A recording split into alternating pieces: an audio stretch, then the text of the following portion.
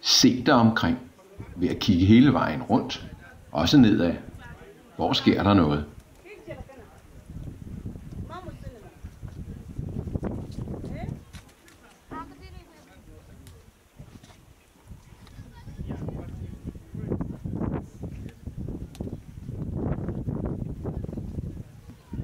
Vi befinder os i Nayeli i Saboba-distriktet i Nordghana.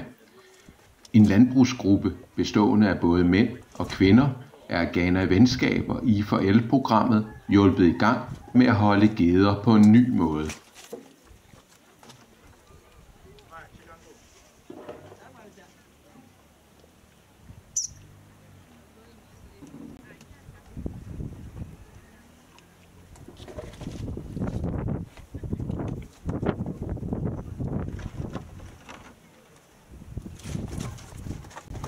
Kvinden, vi ser, er leder af gruppen, og hun er i folden for at se efter, om dyrene har det godt. Gruppen har fået en ny slags geder, der ved den rette pasning kan give kid nok, så der kan komme et økonomisk overskud allerede til næste år. De startede med 5 hundgeder og en buk.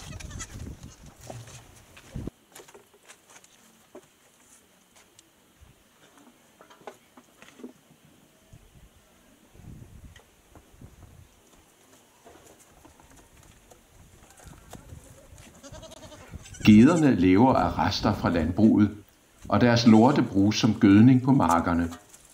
Den lille stald giver dyrene læ og skygge.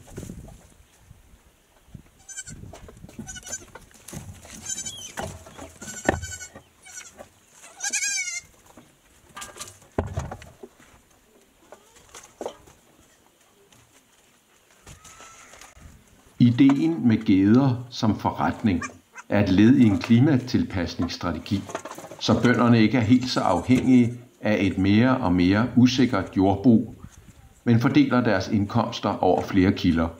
Slår det ene fejl, går det andet måske godt.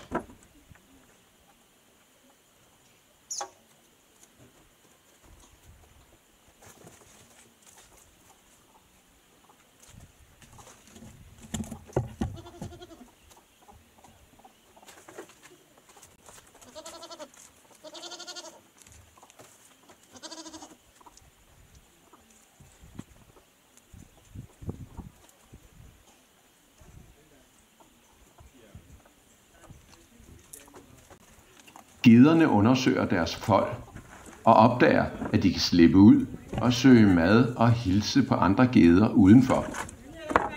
De skal nok komme tilbage, også fordi medlemmerne af landbrugsgruppen holder øje med dem.